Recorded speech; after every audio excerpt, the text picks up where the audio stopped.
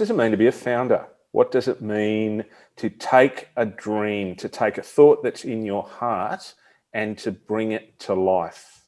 Christopher Pommerening and Stephen Harris are the founders of Learn Life in Barcelona. They're also the originators for this crazy, wonderful, awesome Relearn festival that we're just about to take part in. I can't wait to talk to Stephen and Christopher today, Adriano. Let's go. How is Sydney treating you today? Oh, Sydney, as ever, God's own country, Adriano. How's it down in Melbourne today? I kind of thought the God's country was somewhere in the Middle East, but the egos in Sydney continue to tell me otherwise. Anyway, enough about Sydney and enough about us. I can't wait to get into this conversation. And for all our listeners out there, this Relearn Second Serve is a specially commissioned Game Changers podcast series. And of course, we have to start our particular series with the two founders of the Relearn Learning Innovation Festival, Christopher and Stephen. I might actually turn to you first, Christopher, because our listeners are very familiar with Stephen, having featured in a previous Game Changers series. So I might start with you and ask you a question that we ask all of our Game Changers, and that is, tell us a little bit about your story and how you've gotten to where you are today. Well, first of all, thank you for this super kind invitation. I think for us, it's, Relearn being the first time that it's really launched now, and I'm already having an official podcast is just mind blowing. So thank you to you guys. Well, to my story, it's pretty simple. I'm from Hamburg, Germany, beautiful town. If there's sunshine, you would never leave. The problem is you have 7 to 8 months rain normally. So that made me actually leave to go to university in London, which from the weather side wasn't the greatest choice either, but definitely a fun place to study. And then finally in my third year of university studies, I decided to go to Barcelona, where I basically fall in love within 5 days. And that was because of, everything you have between culture and the weather, the beach, the mountains. And obviously, if you're into football, Barca is a very important part of that story. And I think my quick journey is that I was asked while I was at university by two friends whether I want to start a company together with them. Actually in the internet in 98, which was quite a new thing, and basically disrupting the automotive space. So building the first used car marketplace for Europe. And we did that then until 2002, 2003. And it was an amazing joyride. And I learned so much as an entrepreneur, and I learned everything about how to change industries and how to innovate. Models that were basically not working anymore. Well, on the flip side, just very quickly to show that's very important. There's a success story, but there's always also a lot of mistakes and failures. So I love sailing. So I built also an organization for an online company for sailing boats, and that drowned after 2 years. So a pretty interesting, I would say, journey between success and failure, which helped me very early on to understand all the pitfalls that means to go on an entrepreneurial journey. And I think to final up before diving into Learn Life, I then decided to help other entrepreneurial teams to build their organization companies.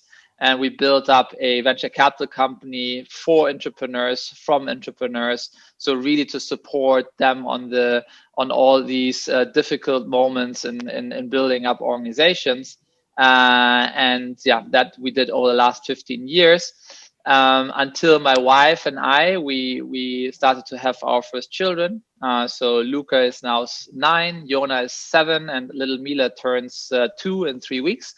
And that was basically the reason why everything changed in our lives and the starting point of Learn Life. So there's a real diverse kind of lived experience that you've undertaken so far, Christopher. And it leads me actually to your children. What type of world do you want your children to actually inherit? Well, I think that is the exact same question that my wife and I asked ourselves about 5.5 years ago on a trip in Asia, where we looked at our children and we basically said, so there we are. We looked into the German school by that time, and we were just so fascinated that nothing has changed. I mean, we were going to the same kind of school setting 40 years ago.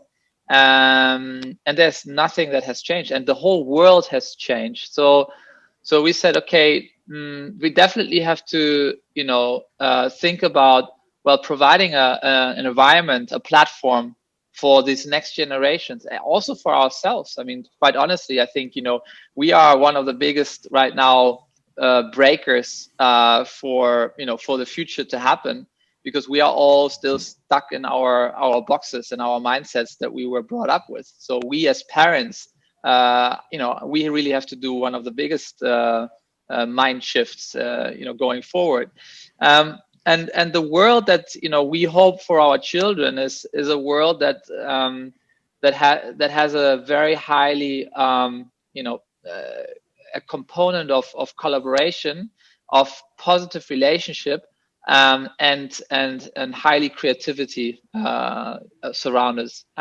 Why? Because we know that makes us human, and we kind of over the last 30, 40, 50 years, we kind of starting to take away from our society and through all the systems that we have built up, be it the political systems, big thing right now in the world, the capitalist systems, we kind of trying desperately to take away the human part of life in all aspects, and that is just wrong. That is like, we are building right now the biggest dead end for humanity, and especially for our children, because if we continue to put our children to standardized systems, that is like this one size fits it all tunnel, and on the other side we're building all this technology, advancement, AI, machine learning, automation, which can actually take out of every standardization, can make a better machine product, then, what are our children for in this world? What will our next generation say? What is this world that I'm going out there to? So that's, I think, the biggest question that we have to answer. Christopher, thank you for that response. You've described Learn Life as your once-in-a-lifetime adventure. Stephen, I want to go to you because you're in Hobbiton right now, so I can't resist this one. Why is adventure important? Because life is an adventure. I mean, I think that's how we learn. If I think through my own childhood, I had the privilege of being born in New Zealand, but living in England for a couple of years and going around the world 4 times on a ship, because that was the way you took your family from one country to another. And every day was an adventure, and every day we learnt things. So I think for me, one of our core values with Learn Life is growth through adventure, that we've got to recognise the connection between curiosity, discovery, adventuring and learning, because they all go hand in hand. And for whatever reason, the traditional education systems often remove the adventure curiosity part, because they think the content and the enforced curriculum is far more important when it's not. Stephen, I think one of the other things that traditional education systems do is they take people who believe in the possible and they turn them into people who live in the improbable, or the doubtful, or the negative, or the cynical. How do we keep people positive? How do we keep people optimistic in education when systems do everything they can to stop that from happening? It's a constant game, and not a negative game, but it's a constant game of finding the gaps that you can exploit. I think that's, we might hear something from someone and think, oh, that's a downer. But then what we've got to start doing is put our creative thinking on and think, how do I get around that? How do I find a solution to that particular challenge? How can I find a better way of doing it? And I think, that regrettably, the education systems have wanted teachers who are good behaviour managers and good content deliverers. We need a radical change. We need an absolutely complete 360 flip on that one, because we need people who are actually emotionally intelligent, who can actually inspire through curiosity and adventure. We need people who can think around the problems and find the gaps and find solutions. And if teachers can't do this, if you know, we call them learning guides at Learn Life, if we can't do this as adults, how on earth are we going to teach the next generation to do it for themselves? Oh, look, there's so much in there. I have a question for both of you at this stage, and we're going to go to Christopher first, and then maybe to Stephen. So much of the philosophy of Learn Life and of the adventure that you two are going on, your little fellowship, your quest that you're going on together, invokes the enterprise skills that so many thinkers are telling us that it really should be a part of education now. I have this little theory about this thing called school. I have this theory that the entrepreneurs are the ones who aren't at school. They're already off starting their own businesses. They're already off doing their own things. They're not the compliant ones. And yet what we do is we take things like enterprise skills, which are essentially about a self-determined journey into possibility, into the triumph and failure, and you know, giving it a go and seeing what works, and the lived experience. Schools take those and they turn them into perfectly decent, respectable, boring courses that achieve the opposite. They don't produce entrepreneurs. They produce people who can pass bloody exams in entrepreneurship. You know, so how is it that you think that we can avoid this problem from occurring, where we take the spirit out of things because we privilege the cognitive over the affective? Christopher, what are your thoughts, and then maybe Stephen? Well, I mean, first of all, I think right now there are so many families already out there that just have the feeling that it's not right anymore. This standard model, this corporate model, because they see that. I mean, we all know since ever that we are all individuals, right? And just trying to make out of individuals kind of boxed in lemmings. I don't know, is that the right word? Lemmings is a great analogy.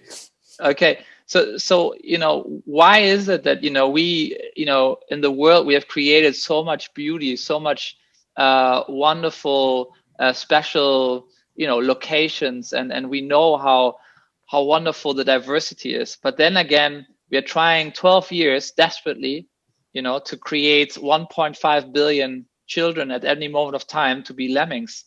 I mean, so I think this thought is something that is right now going through many parents' head. Many school leaders are already there as well, and that's something what we just have to now take to the next level. We have to act on it. And the entrepreneurial mindset, I mean, it is within all of us. To be honest, it is not. The entrepreneurial mindset is something that is the last part of actually putting something into action. It is actually the creativity within all of us that is the starting point.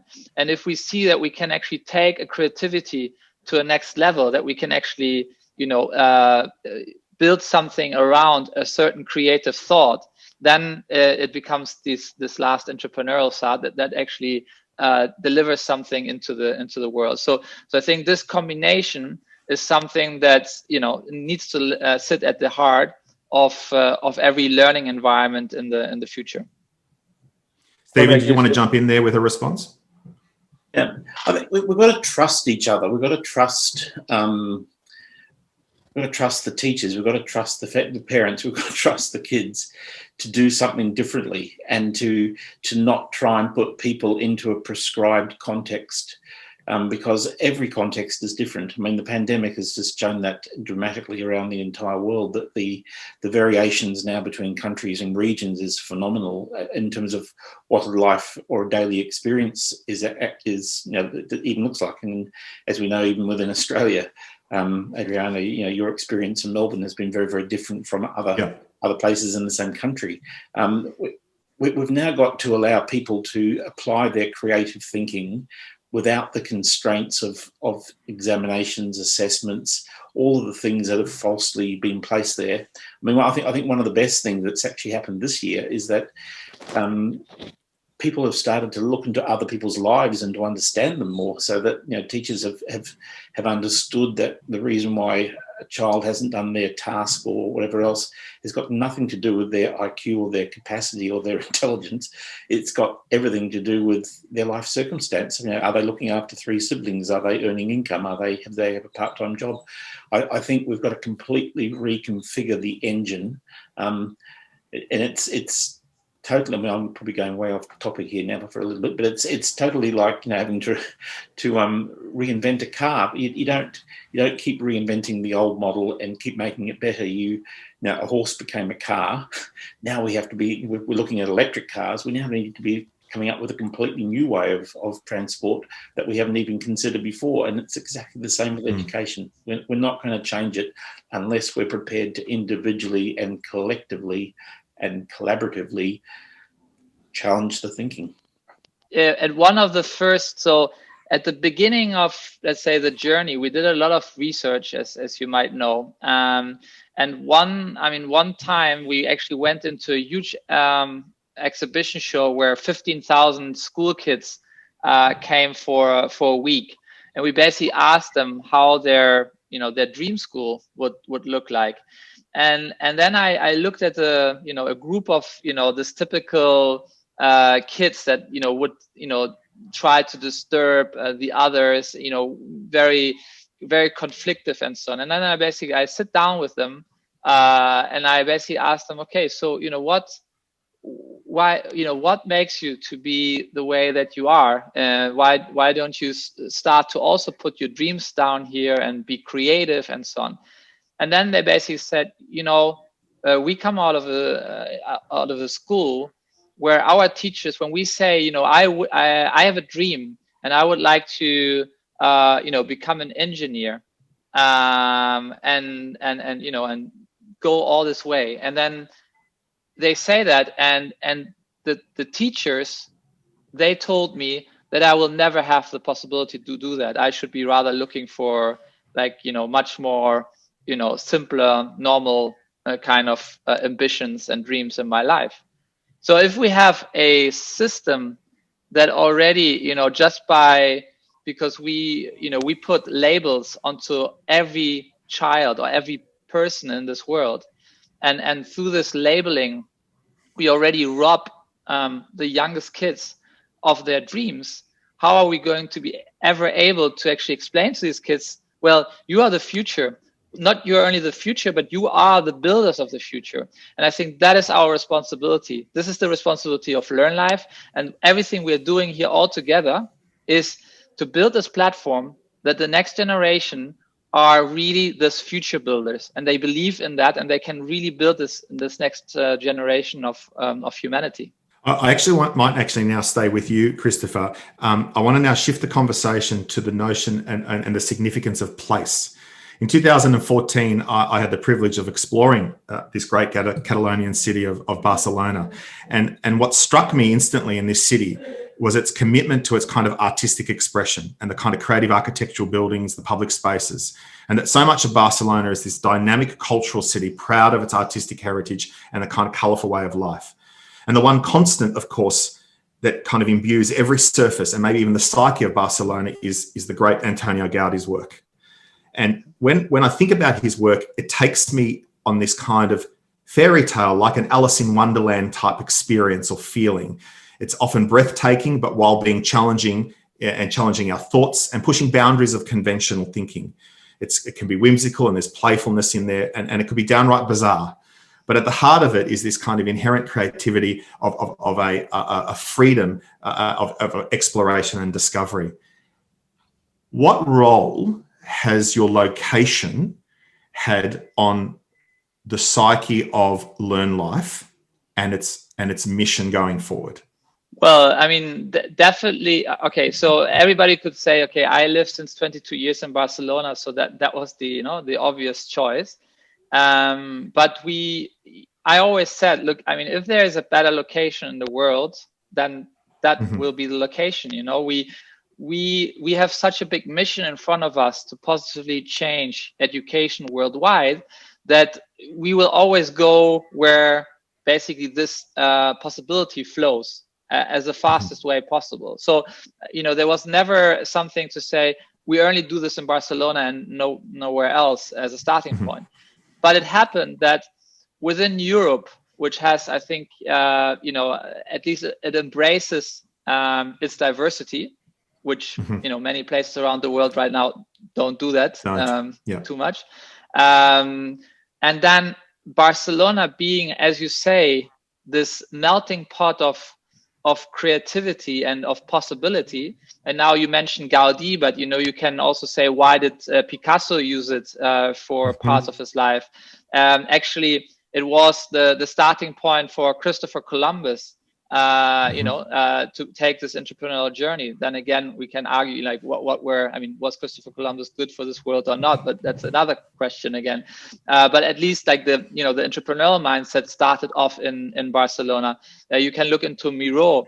If you look into the checkboard idea of setting up the city already before Gaudi, I mean, there's so many I would say rule breaking and new thoughts in this city, in this ambience, which just gives an energy of complete of somewhere like between freedom and inspiring just new things. Okay, so that is very important. And then maybe on the other side, it's coupled with two other things which are maybe more on the pushing side, which is Spain right now for the last, basically 10 years has the highest youth unemployment rate in Europe and one in the world for a developed country, combined with the highest dropout rate of under 16-year-olds. So this is a melting pot why, everybody in the society and also on the political side knows that something very deeply is going wrong. And therefore, the mentality is open to try out new things. Thank you for add on. Go for it, Steve. Creativity there. It's the complexity of Barcelona that I love as well. Is that you walk down every street and it's a combination of so many different cultures, concepts, ideas together. And I think part of that complexity inspires Learn Life, because you've got to mix creativity with complexity to start finding the solutions.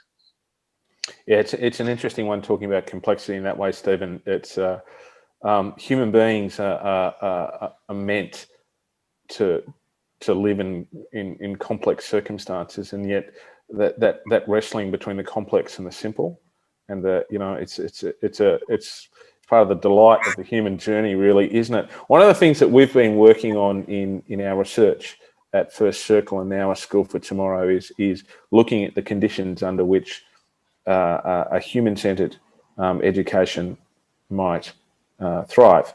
And I guess there are three things that we've found along the way. Human beings have to feel as though they belong in order to achieve their potential. If they feel as though they're achieving their potential, then they're more likely to do that which is good and right. But it all starts with belonging. How can we help, Stephen, schools to create a sense of belonging for their students, for their teachers, for their families? How do we do that better? I think you've got to really rationally analyse what's going on. If I took it back to the simplest level, why do we ask a class to line up outside in two lines and insist on their silence before they come into the room? I mean, my answer for that one is it's only been done because it's been done for 100 years, and people don't question or want to change the narrative.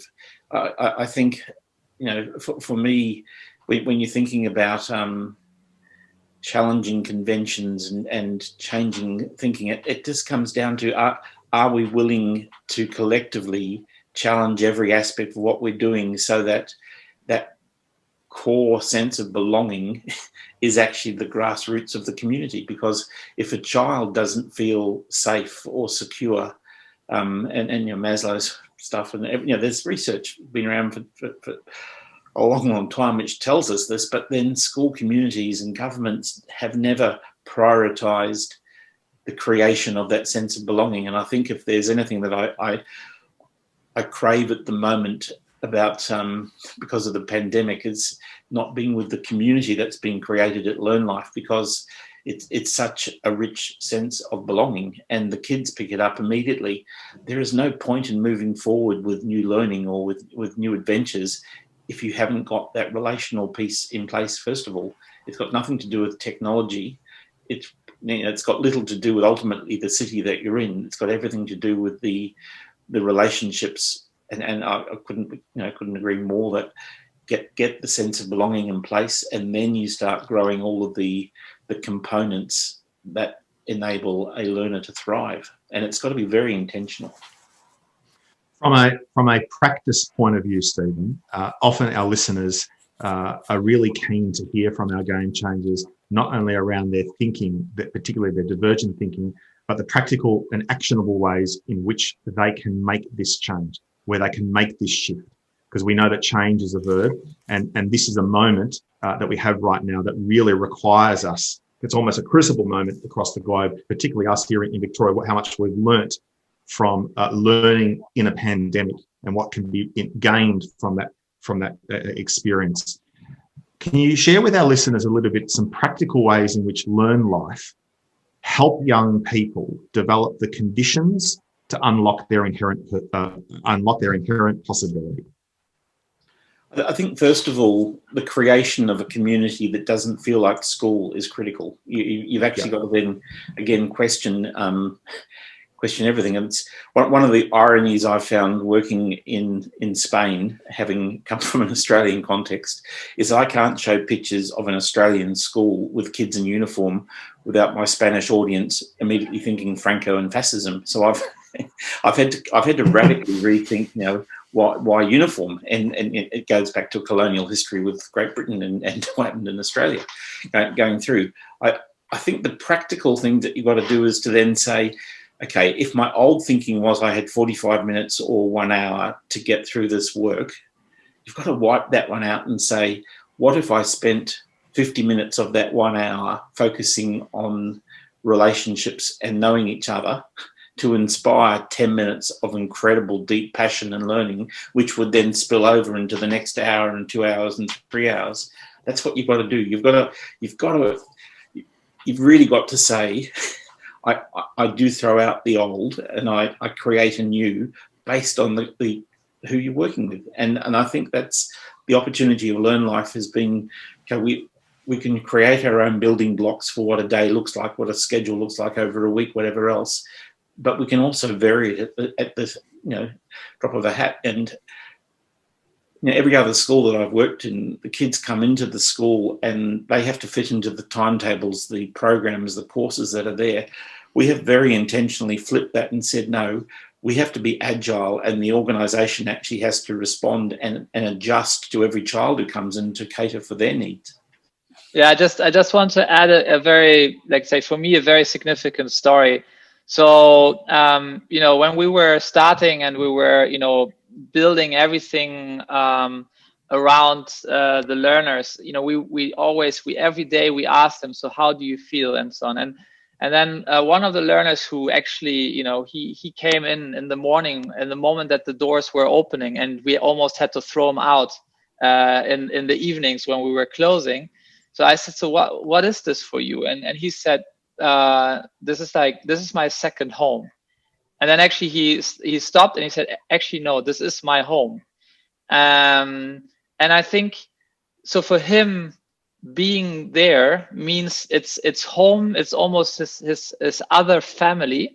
And if you really think about, so there we are, 12 years or whatever the school systems oblige our kids to be in there, and they are every day 6 hours there. And on the one side, we have this home with our families where we have all these fluffy pillows and sofas, the safety spaces, and we are all caring for each other. We try to have peaceful and nice conversations. And then there are these other 6 hours in the day, so half of our life, where we are, basically told what to do. Most of the times we get penalization with, let's say, red markers and grades and so on, which, drains our self confidence. And on the other side, we are basically bound to some chair and some table for most of the time. So if we just take that and we think, so we are now in a position to give all of these wonderful kids a second place where they feel home, where they belong, as you said before, and where there are positive relationships surrounded. There's only one way what they want to do. They will just want to, what is the next thing that we are going to discover in this world, in this life, because they feel so passionate about what the possibilities are that are lying in front of them. I love what you're saying there, Christopher, because so much resonates with me about, it's not just about living in this world, it's about feeling in this world as well. And you're talking about this wholeness of education. I do want to come back to you, Stephen, because what you just shared there, what I was hearing was that wellness is central, that we need to mix up things as learning agility is becoming more and more crucial, and that time is now fluid, and that we have to find opportunities to kind of focus on a need to foster community. So my question to you is this: how do we then support school leaders who, I'll just say it, the vast majority have only managed responses to a crisis. They haven't necessarily led through the crisis. How do we help them not only discover their inherent possibility, but discover the capacity to be brave and courageous, to be open to this kind of educational spring that you talk about? Well, first of all, any school leader should not be operating in isolation. You've got to find your tribe. And I mean, you might be responsible for a particular community, but there's a wider tribe out there that you have to find, because that wider group will give you the confidence to try things and to know that, the world's not going to end if it doesn't work, or, whatever else. So I think that's the first thing. But the second thing is that people aren't going to lead if they don't understand the deep necessity for that leading going through. If I happen to politically like Jacinda Ardern at the moment as a New Zealander. I think she's doing an amazing job of leadership, and she's led her country through crises, multiple crises, but she's done that at the macro and the micro level. And I think school leaders have to rationalize and say, if I'm not spending at least 40% of my day out within the community of my school, well, then I'm not leading. I'm actually sitting, hiding, going through. So I would push that even further and say it should be 60, 70, 80% of the day should actually be leading by example, by joining, by collaborating all around the community, and then get your admin side. You can knock it off.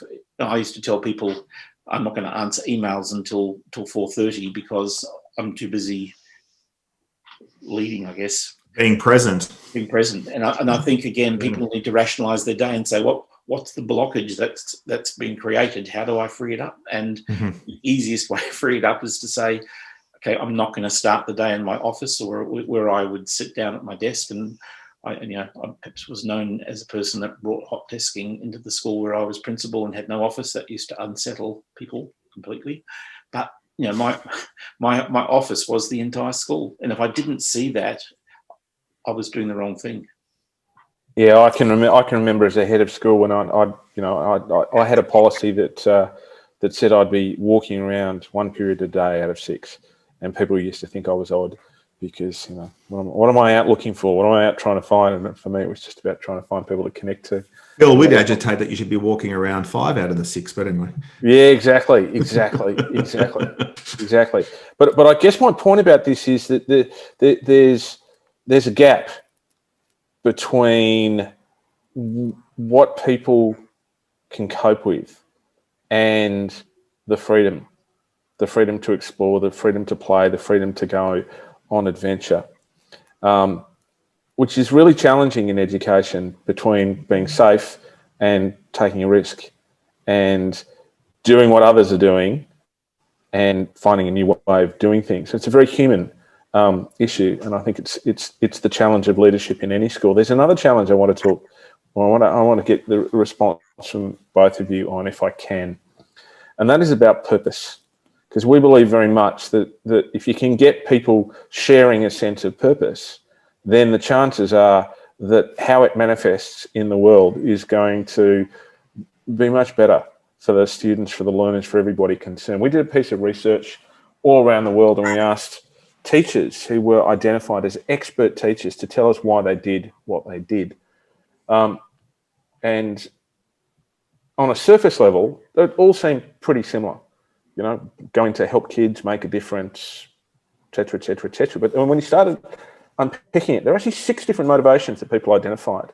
You know, we've got a group that we call the communitarians, and they were interested in educating kids so that society as a whole would function better.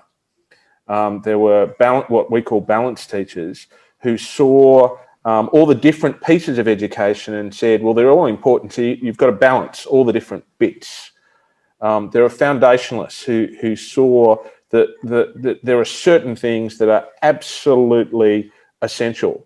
And already you can see the contrast between those 3. There are those who believe that it was all about the individual flourishing of students. There were those who we called utilitarians, who believed that what you needed to do was to give kids skills and competencies that they could use in the world. And then there were finally, about 9% of teachers did this, that they were dystopians, and they believed that the world was a savage, cruel and dangerous place, and that we need to arm kids to deal with the inevitable disappointment and frustration that they're going to find. I think they've probably been reading too many young adult fiction novels, those people. If within the profession we've got people who on the surface appear to be united, but then when you start unpicking it, you realise there's absolutely foundational values and identity formation where they've got completely different views about what they're doing and why they're doing it. How can we get people to connect on the why? Who wants to go first? Krista, do you want to have a crack at that one first? I think, I don't know if you see Adriano's right shoulder, right? You see the icon that we have there. Did you wonder what it is? Or do you know what it is? I'm certainly wondering what it is, and my curiosity is piqued even more now that you've pointed it out. Okay, so when we started the journey of wanting to create a new learning paradigm, we said, okay, so why? I mean, why do we exist? What is the purpose of all of us? And isn't that one of the fundamental topics that a learning community or a learning journey should be dealing with all the time? And very early on, we came across the Japanese concept of ikigai, which you probably know, which is quite I would say clear and clever way of understanding how you can discover purpose through understanding where your talents are, where your interests are, how you connect to the world, and in the old way, how you can get paid, which we converted into how do you get recognized by the wider community. And if you take those intersections of the Ikigai diagram, which are actually 4 circles that overlap, you see actually in the intersection, this is the outcome. So this icon of relearn or learn life is the center point of the purpose conjunction of Ikigai. So you see that when we speak about the new paradigm is all about purpose inspired, it means that the one thing that we want to give to everyone through a new learning paradigm is a better understanding where she or he is on a certain journey. Because we know the statistics right now are at every child between 16 and 20 years of age, 76% of these children have no sense of purpose and do not know what their next step in life is. So if we can create a new learning paradigm that converts that into everyone knows, right now, at least like who she or he is and what might be kind of the next steps, then we already have built something for the future that is much more, significant for each person's life. And this is the same thing to your question towards if we can achieve this with everybody in the education world, with all the teachers, all the school leaders, and so on, we really understand why, I mean, what is our why as a humanity in the more, bigger sense, and then our own why, I think then, we all start to be connected to go to one very, very clear road. And then just to finish up the icon, you see that there's this little kite on the top. And I don't know if you have heard of, Goethe's, there's a quote that says, the one thing we should give to other people or to children, the two things that we should give is roots and wings. So if we give values and roots, everyone will fly. And that little kite is, if you have found your purpose, and actually you can even think that that icon looks like a tree from the top. So a tree that has its roots, then you can actually start to fly, right? And I think this is really the essence of what we want to give out into the world. Yeah, I think a lot of the concepts to do with purpose and kids and teenagers, younger children as well, is that they haven't got the vocabulary around it. And so we've actually got to grow that vocabulary. That's where the Ikigai as a tool, it has been very valuable for us at Learn Life, because we've held the conversations around it, and it's helped people find the vocabulary for talking about their values and their purpose and their directions, because these things aren't necessarily natural in the cultural context of many of the kids coming through. And so therefore I think the discussion about the why is critical. And one of the glass panes at Learn Life has got the whole the need to build your why, not just the Simon Sinek start with why.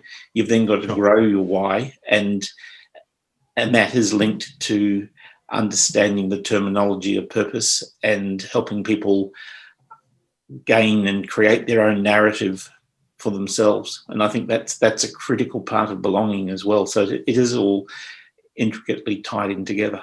It's interesting, Christopher, when you asked that question a moment ago about what we thought the icon was, I actually always thought it was a butterfly. I don't know why I thought that. I just always thought it was a butterfly, and we always start off in this cocoon, but then we have this opportunity to flourish, and that we become this beautiful being that spreads its wings and shares its seed across the globe. So that's what I always thought it was. But thank you for that explanation, because I love the abstract interpretation of looking at it. Yeah. But it can be a butterfly. It can be a flower, right? It could look like it can be a flower. Actually, if you have that geometric, let's say, structure, and you connect them on the different intersections, and you would pull on it, it would become a circle, right? You can see, like, if you would, so it does, again, it doesn't really matter. I'm just explaining you the story of how, the icon actually derive, because it's the center point for us of learning and the future of learning, because it is, that everybody again connects with her or his own purpose. But again, that's why also it was important that there's this flying away, and that's kind of, it's not a closed box. Very important. It's, if we would have connected that little part to it, it would be again one closed structure. But the whole point of it is that the last 150 years we've created boxes everywhere, subjects, systems, learning methodologies. Everything has to be like, this style, that other style, or whatever. You cannot move from it. But the whole future is about, it's a universe, and you pick the universe, you plug and play whatever fits to your life and to your school setting and to your learning environment, and you choose the best things. That's why the whole paradigm that we've created is not there's no obligation to go a certain road, or you have to do 21 learning innovation elements in order to be a fantastic future learning community. No. It's just like, there's the universe, and you pick and choose. And I think this kind of openness, this kind of freedom, that is something that is very important also to understand. That's part of the world that I would be, wishing for us and for our children. Well, that leads beautifully to my final statement. I'm gonna ask both of you to finish this sentence for us, and then I'm going to hand it over to Phil to wrap it up, because I'm very conscious of time. The statement begins with this, and I'll start with you, Stephen. What the world needs now is. to not think of the immediate song.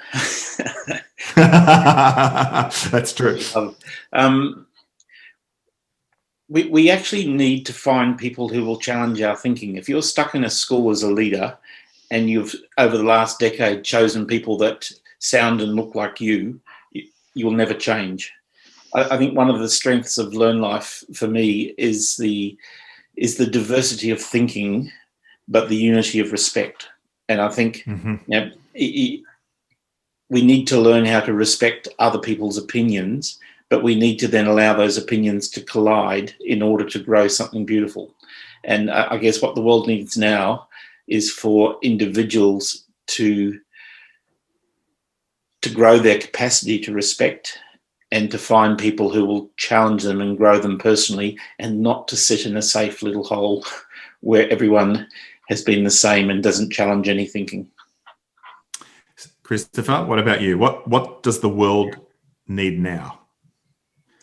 Well, the world needs now to connect. And that's why we have Relearn starting today, because it is basically this place for any teacher, school leader, learning innovator to find their tribe, to connect. Then it needs us to be empathetic with each other, to look, what does everybody in this equation need? From that point of view, we need then start to collaborate to basically build a brave new future for learning. And I think braveness, being pioneers, we need now pioneers. We ourselves, all of them that are coming together now in these days, and many more out of there, we are all pioneers. And we need to understand that we don't wait anymore for some system that nobody is responsible for to change. We are the change. So it's up to us to make that next step, to make that future happen. And I just want to say one last thing. So one of the most important numbers in this life for me is 750,000. 750,000 are the hours that we have on average on this planet. And that's about 81 years of age. Okay. So if you think of 750,000 hours, today we have 24. We are spending now an hour together. So each hour, that just shows how meaningful each hour is. It also shows how defined our life is. And it also, I would say, gives me every day the power to say, I have to make this day very meaningful, because I have very limited time on this planet to make a change. And for me, this is my call to say, our time is now. And that is the whole title of Relearn, because we have to act now, because we have to understand we have very little time, but it's a beautiful time, but let's make it meaningful. The time is now. The time is now. Said by two brave pioneers. It sounds a bit like Game Changers, doesn't it, Adriano? Brave pioneers. Absolutely, it does. Doing the things that show the way forward for other people to do. Krista and Stephen, thanks so much for your time today. Thank you so much for your bravery and for your imagination and your creativity, and the way in which you've built not just a thing and a place, but a movement for people to connect with and to find and to choose and to select their own place within that. Thank you very much, and best wishes for the Relearn Festival. The Game Changers podcast is produced by Oliver Cummins for Orbital Productions. It's powered by schoolfortomorrow.com and circle.education. It's available on Apple Podcasts, on SoundCloud, on Spotify and on Google. If you like what you hear, tell your friends, subscribe, like, you know what to do. Let's go.